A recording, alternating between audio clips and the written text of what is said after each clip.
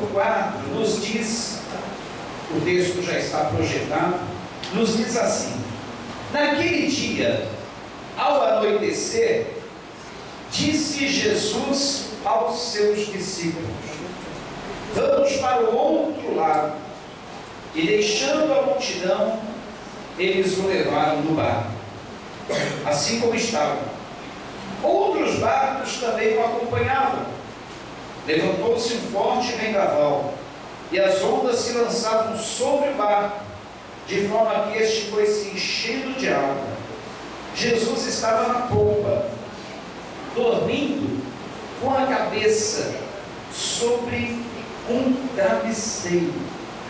Os discípulos o acordaram e clamaram: mestre, não te importa que morramos? Ele se levantou, repreendeu o vento e disse ao mar: aquiete-se, acalme-se.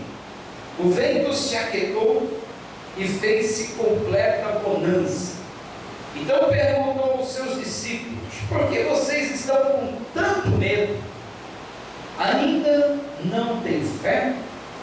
Eles estavam apavorados e perguntavam uns aos outros: quem é este que até o vento e o mar lhe obedecem? Oremos ao Senhor. Senhor, que nesta noite a palavra continue falando conosco, como já tem falado através da administração dos louvores, e nós possamos compreender o teu recado, compreender a tua voz, entender o teu propósito, Pai. Pedimos a tua proteção, pedimos a tua ajuda, pedimos a tua direção nesse culto que nós estamos apresentando a ti, oferecendo a ti.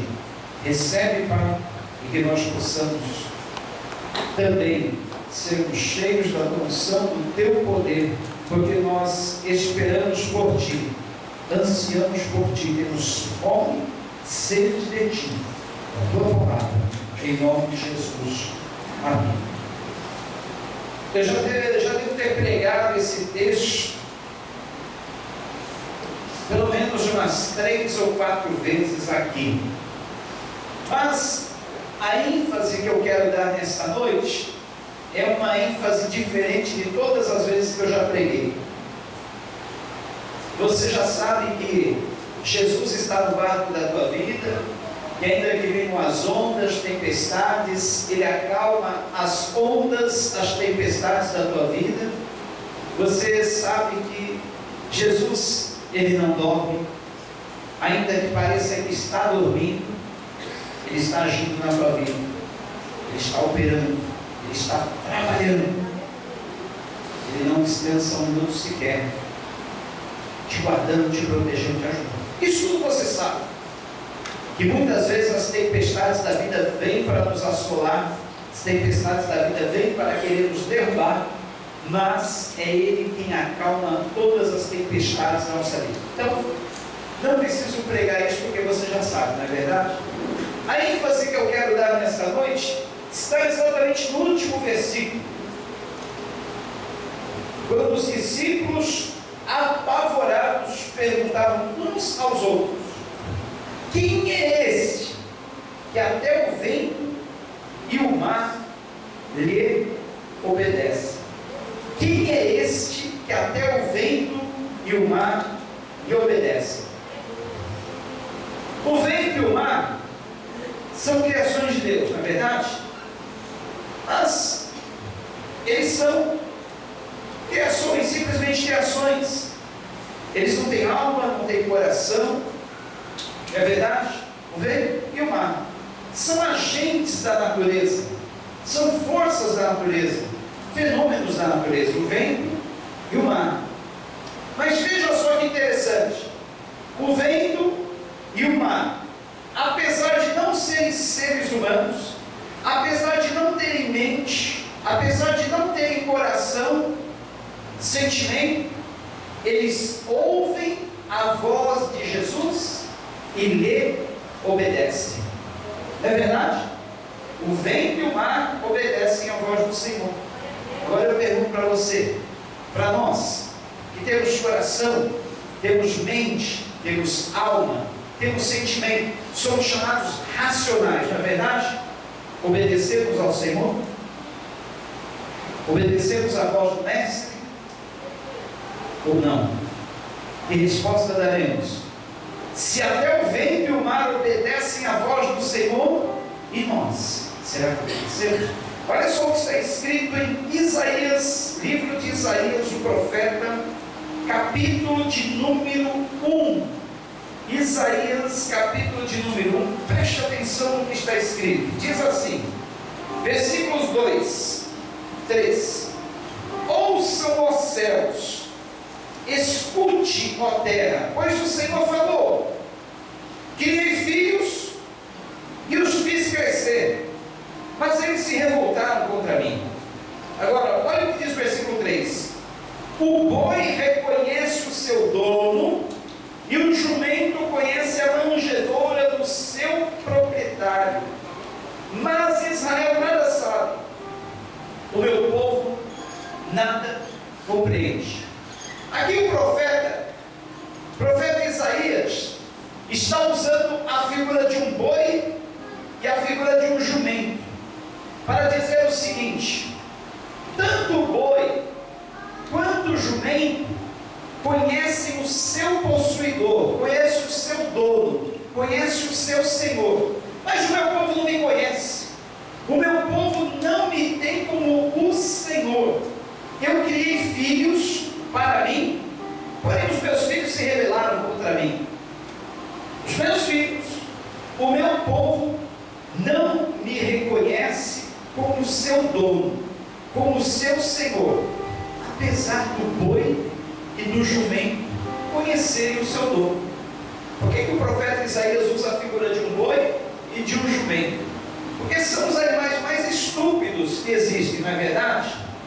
São animais teimosos, são animais difíceis de se domesticar, de se amansar, de se ensinar. São teimosos. Você pode empurrar um boi, um jumento, ele empaca, ele não vai. Você pode cutucar, por isso que existem até instrumentos para cutucar o boi para ver se ele anda, porque quando ele resolve empacar, é difícil.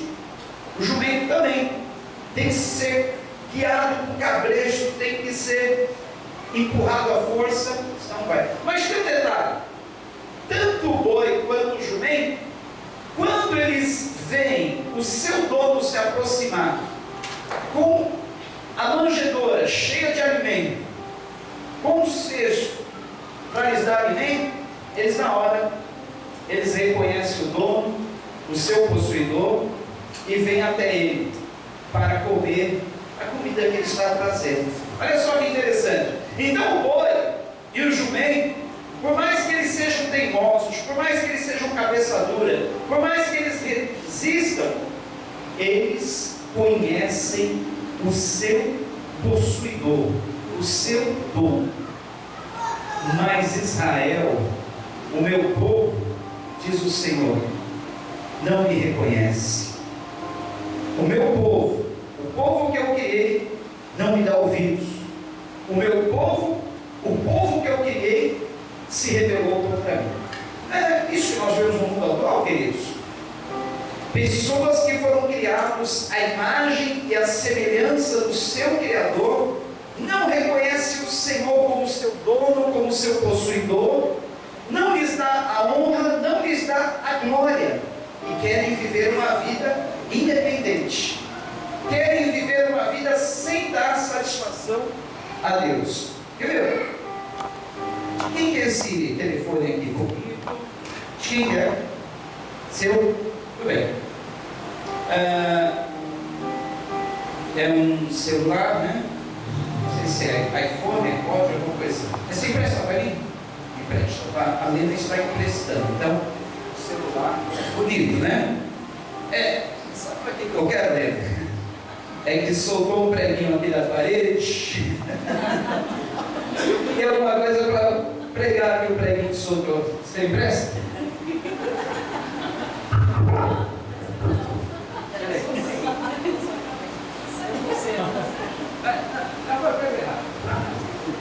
Será que esse aparelho foi criado para servir de martelo? Será que foi criado para bater prego na parede? Acho que não, né? Não, desculpa, eu não vou usar ele para isso não. Para bater prego na parede, existe o instrumento correto, que é um martelo, não é verdade? Quem trabalha aí com a construção civil, marcenaria, sabe que martelo é o instrumento correto para se bater o prego na parede, e não o celular. Ninguém vai fazer isso com o seu celular. De repente você tem um prego lá solto na parede, você vai bater nele com o celular. Ninguém faz isso, né? Mas o homem, olha a estupidez que o homem chega. O homem utiliza a sua vida exatamente dessa forma, totalmente errado. Para que nós fomos criados? Para o louvor de Deus, para a glória do Senhor, para gozarmos do nosso Criador, vivermos nele, vivermos para Ele, vivermos por Ele. Esse é o objetivo pelo qual nós fomos criados. Só que o homem, se desviando desse objetivo, do propósito para o qual Deus o criou, utiliza a sua vida de uma maneira totalmente errada. Veja que nós vemos aí fora, principalmente nesses dias da chamada festa do diabo, festa de Satanás, festa do capeta, festa do cão. Veja que nós vemos as pessoas utilizando a sua vida de uma forma errada. Em vez de dar glória ao Criador, estão louvando as imagens de escultura, louvando as criaturas e estragando a sua vida como se estivesse usando um celular para pregar um prego na parede. Estão destruindo a criação de Deus, estão destruindo a vida que Deus lhes deu, nas bebidas, nas drogas, farras, orgias, no sexo ilícito e de forma contrária para o qual Deus criou. Estão se autodestruindo. Por quê? Porque não conhecem o seu Criador. O boi e o jumento conhecem o seu dono, conhecem o seu possuidor, mas o povo que Deus criou não o conhece.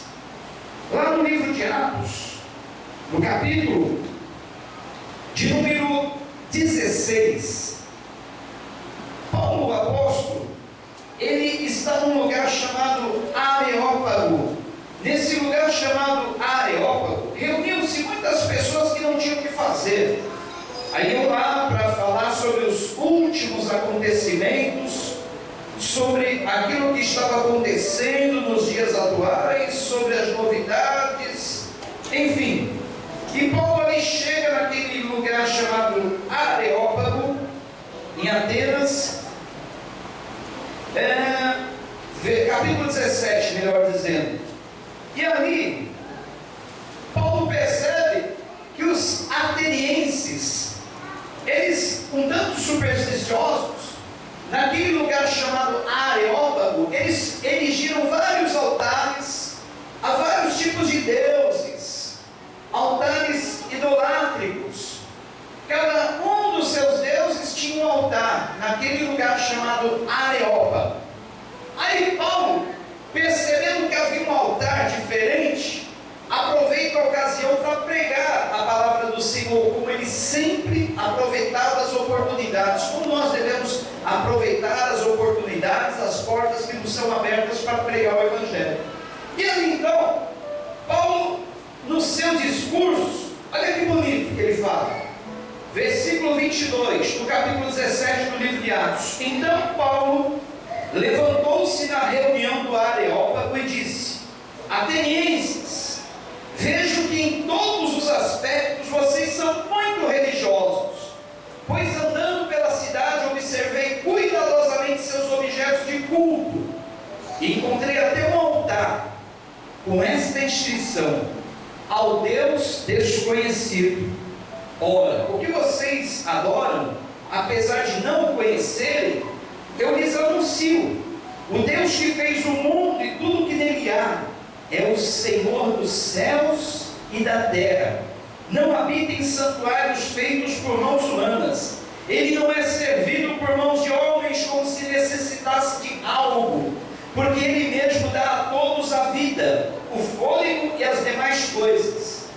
De um só fez Ele todos os povos, para que povoassem toda a terra, tendo determinados tempos anteriormente estabelecidos e os lugares exatos em que deveriam habitar. Deus fez isso para que os homens o buscassem e talvez tateando pudessem encontrá-lo, embora não esteja longe de cada um de nós.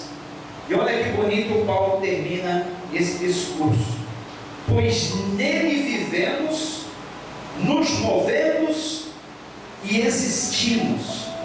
Como disseram alguns dos poetas de vocês, também somos descendência dele. Vou repetir essas últimas palavras do apóstolo. Olha só que lindo. Pois nele vivemos, nos movemos e existimos. Vamos dizer juntos essas palavras? Que lindo, né? Pois nele vivemos, nos movemos e existimos. Pois nele vivemos, nos movemos e existimos. Nós vivemos em Deus, nos movemos nele e existimos nele. Agora eu pergunto: dá para viver sem Deus? Dá para viver longe dele? Dá para viver independente dele? Não dá, porque nele vivemos, nele nós nos movemos e nele nós existimos. Ou seja, não há possibilidade de vida, não há possibilidade de existência fora do Criador. Viver fora do Criador é suicídio, é autodestruição. E Deus não quer que você se autodestrua. Deus não quer que você se suicide. Ele quer que você tenha vida. Por isso em João 10:10 ele diz: eu vim para que tenham vida e a tenham com abundância. Eu vim para que tenham vida e a tenham com abundância. Mas João 3:19 diz que a condenação do mundo é essa: que a luz veio ao mundo e os homens amaram mais as trevas do que a luz, porque as suas obras eram más. A condenação do mundo é essa: que a luz veio ao mundo, mas os homens amaram mais o que? As trevas do que a luz. É isso que nós vemos aí fora. Os homens, a humanidade, as pessoas amando mais as trevas do que a luz. E por que as pessoas amam mais as trevas, a escuridão, do que a luz? Simples: porque as suas obras são más. E os homens não querem que as suas más obras sejam vistas. As obras do homem são corrupção, maldade, violência, adultérios, toda sorte de males, inveja, cobiça, maledicência. Todas as obras da carne são as obras dos homens. As obras são más. E Deus veio ao mundo para trazer luz, para tirar os homens das trevas, para iluminar. Só que os homens amaram mais as trevas do que a luz, pelo simples fato de que as suas obras são más, e o homem não quer que as suas más obras sejam vistas. Porque os ladrões, as pessoas que fazem coisa errada, se aproveitam mais da noite, porque à noite eles não podem ser vistos, à noite eles podem se esconder melhor, a escuridão os envolve. Então é por isso que os homens amam mais as trevas do que a luz, porque não querem que as suas obras más sejam vistas. Porque o homem foi criado para as boas obras, nós fomos criados para as boas obras. Só que o homem, se desviando do seu Criador, voltou-se para as más obras, as obras infrutuosas da carne. E eles não querem ser vistos nas suas más obras, porque as pessoas que fazem coisa errada, fazem escondido. Por quê? não querem ser vistos, querem ficar nas trevas. E Jesus veio para trazer luz, Jesus veio para iluminar. É por isso que quando Jesus entra na nossa vida, Ele mostra todos os nossos podres, Ele mostra todos os nossos defeitos, Ele mostra todas as nossas falhas, Ele mostra todas as nossas imperfeições. Aí Ele fala para nós: agora você tem que confessar que você é um pecador, que você é imperfeito. E sendo um pecador imperfeito, falho, você há de admitir que precisa de mim. Porque Romanos 3,23 está escrito: porque todos pecaram e carecem, estão destituídos da glória de Deus. E em 6,23 João diz: porque o salário do pecado é a morte, mas o dom gratuito de Deus é a vida eterna em Cristo Jesus. Então todos nós somos pecadores e falhos, e a condenação para nós é a morte, ou seja, estarmos eternamente separados de Deus. Mas Jesus veio para quebrar essa nossa condenação, assumir essa condenação no nosso lugar e nos unir de volta para Deus, fazer com que nós venhamos desfrutar novamente do nosso Criador, porque para isso nós fomos criados, para desfrutar do nosso Criador, porque nele nós vivemos, nele nos movemos e nele nós existimos. Então não há vida fora do Senhor, o nosso Deus. Não há vida fora de Jesus, não há vida independente de Jesus. É por isso que Paulo, na carta aos Efésios, diz que quando nós estávamos mortos nos nossos delitos, nas nossas ofensas, Ele nos vivificou, trazendo-nos de volta à vida. As pessoas do mundo que estão vivendo sem Jesus, elas não estão vivendo, elas estão mortas, mortas nos seus pecados, mortas nos seus delitos, porque isto não é vida. Agora, quando Jesus entra no coração da pessoa, Jesus traz a vida, Jesus traz ela de volta para a vida, porque Jesus é a vida, Cristo é a vida, não há vida fora do Senhor Jesus. E ainda que nunca alguém tenha ouvido falar do Senhor Jesus, das coisas de Deus, ainda assim Deus colocou no coração do homem um dispositivo. Esse dispositivo que está na alma, que é eterna, faz com que a pessoa, lá no fundo do seu ser, lá no fundo do seu coração, ela tenha consciência de que há um ser superior, por quem ela foi criada, e para quem ela deve a vida, e para quem ela deve viver. Ela tem essa consciência, ela sabe no fundo do seu coração, ainda que ela viva lá nas extremidades da terra, lá nos rincões mais longínquos do planeta, onde nunca ninguém chegou para ela e trouxe uma mensagem sobre Deus, sobre o Evangelho, ela no seu coração, ela tem esse sentimento, que ela não está no mundo por acaso, que ela foi criada por alguém, e que ela deve prestar contas um dia a esse alguém. Mas certa vez, missionários foram enviados para trabalhar com tribos lá no distante, longínquo continente da Ásia, bem nas extremidades da Ásia.